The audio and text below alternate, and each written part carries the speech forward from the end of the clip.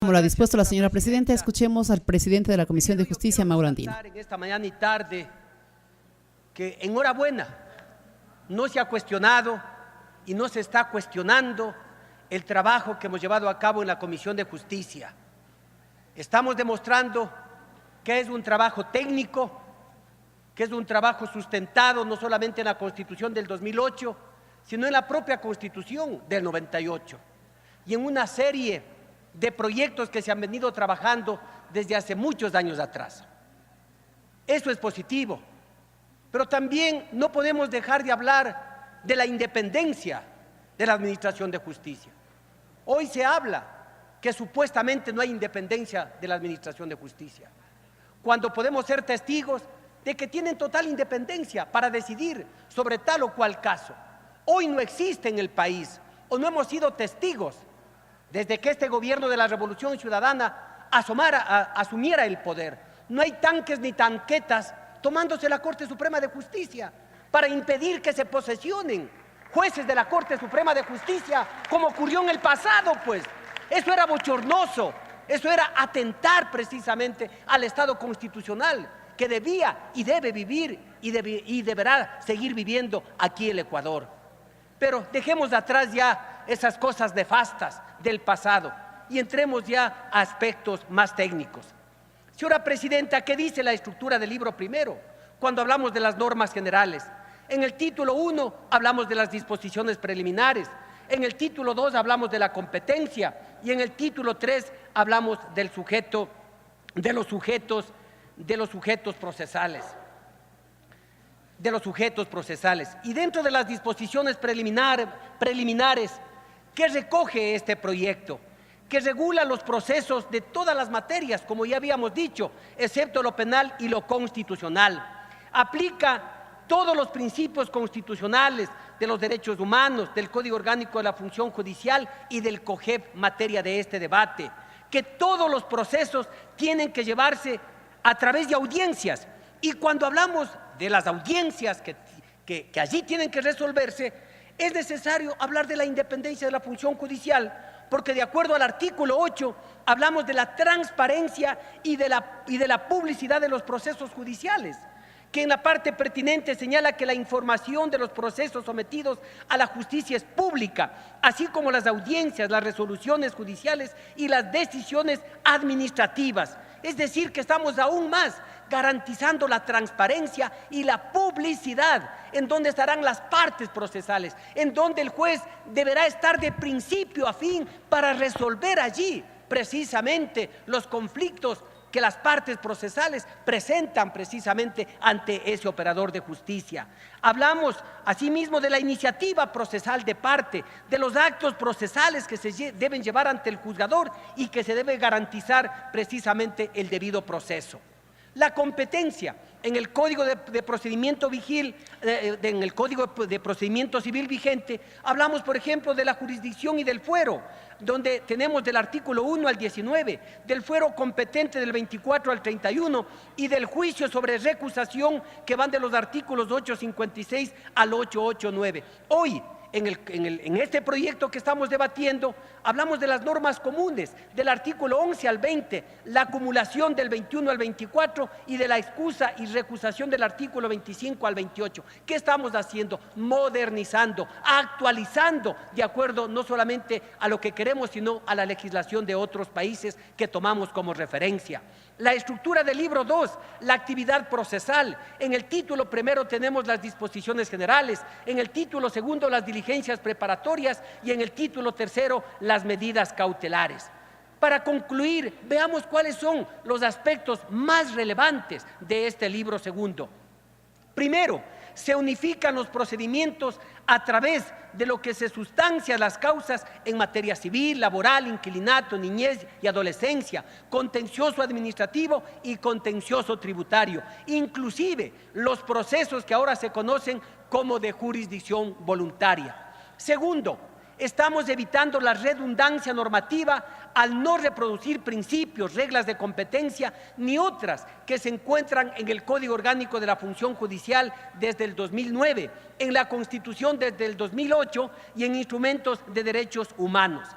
Tercero, se ha incorporado a la naturaleza como parte procesal en el artículo 29 y 32. Esto es importantísimo, que estamos desarrollando lo que dice la Constitución.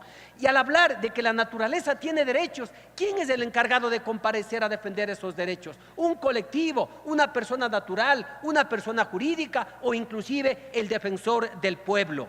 Cuarto, en el caso de imposibilidad de determinar la residencia de la persona demandada, hoy estamos incorporando algo novedoso, algo positivo, que se lo pueda también citar a través de mensajes, que se lo haga en una radio, ¿sí? En un medio de comunicación. ¿Por qué? Porque muchas veces se utiliza ese sacramento, esas palabras de que he hecho todo lo imposible y que con juramento manifiesto, señor juez, que desconozco el domicilio. Cuando muchas veces, por ejemplo, en casos de divorcio, están viviendo ahí mismo y sin embargo se falta la verdad, ocurriendo esa deslealtad procesal. Hoy, no solamente que se lo podrá citar a través en persona, por boletas a través de los medios impresos, sino también a través de mensajes radiales. Porque a través de mensajes radiales se puede escuchar el uno o el otro y darle a conocer a esa persona que está siendo demandada y de esa manera evitar que prácticamente se le deje en estado de indefensión. Quinto, se prevé un mayor control sobre los tiempos y las dilaciones indebidas. Por ejemplo, la obligatoriedad de que las diligencias empiecen puntualmente. Así está en el artículo 71. Ya pasamos de la hora judicial a los 10 minutos. Ahora serán las diligencias puntualmente para ahorrar tiempo, darle mayor celeridad, mayor agilidad a los procesos que se lleven a cabo.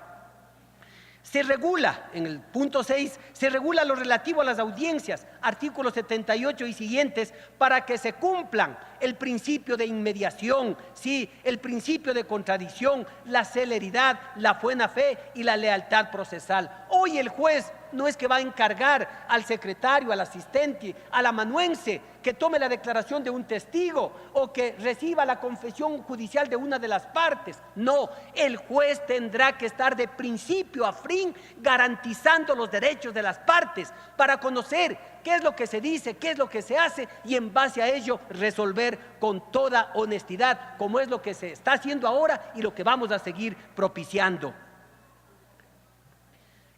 Igual, el juzgador que conoce la petición de medida cautelar es competente para conocer la demanda principal. Esta también es una gran innovación. Lo mismo que si se solicita una diligencia previa. ¿Quién solicitó esa diligencia previa? Y el juez que abocó conocimiento tendrá que asumir ya en el resto del proceso. Se sanciona la petición maliciosa o innecesaria de medidas cautelares conforme consta en el artículo 132. En fin, hay una serie de normas innovadoras, apropiadas que estamos recogiendo de las legislaciones de diferentes países. Yo tuve la oportunidad y el gran honor, les digo compañeras y compañeros, de estar en Uruguay hace pocos días, invitado por el Consejo de la Judicatura y un organismo de carácter internacional, para ser parte con 11 jueces de la niñez, de familia, civil, de lo contencioso, tributario en Uruguay. Allá donde nació hace más de 24 años precisamente la iniciativa de que todo se lleve en el campo oral y que todo se resuelva en audiencias. Allá pudimos conversar, dialogar, ser parte de esas grandes experiencias con los grandes expositores, esos grandes juristas de Uruguay. Y realmente me sentí satisfecho de estar allá, porque ellos han dado pasos grandes en esto. Su primera reforma lo acaban de hacer hace un año, precisamente al Código de Procesos que ellos tienen allá. Pero yo tengo que resaltar una gran diferencia entre lo que ocurre en Uruguay y lo que ocurre en el Ecuador en otros aspectos. Ejemplo, la infraestructura, inmuebles, edificios de primer nivel en el Ecuador, la tecnología de punta que tenemos aquí, sí, es muy diferente a lo que ocurre en Uruguay. Espacios reducidos en donde la jueza o el juez tiene que llevar a cabo las audiencias, con 2 pequeños escritorios para el actor o para el demandado y máximo para que puedan estar 2 o 3 personas en esa mini sala que son cajas de fósforo. Aquí el Consejo de la Judicatura, como órgano de gobierno, control, administración y disciplina, en eso sí está dando un cambio de 180 grados y hay que aplaudir este trabajo, porque sí se está transformando la justicia en el país, sí se está dejando ese viejo pasado de la corruptela o de la lentitud. Hoy con este código vamos a dar todavía un salto más grande, señora presidenta, pero para ello necesitamos el apoyo de todos ustedes. Yo agradezco y felicito a quienes han hecho esos aportes y vamos a seguir recibiendo los aportes para el segundo informe que aspiro estar nuevamente en este pleno, señora presidenta, antes de que culmine este año y darle al país una nueva herramienta de trabajo, darles a los abogados, darles a los jueces, a fin de que sepan aplicar correctamente y se reconozcan los derechos de los usuarios de la administración de justicia. Muchísimas gracias.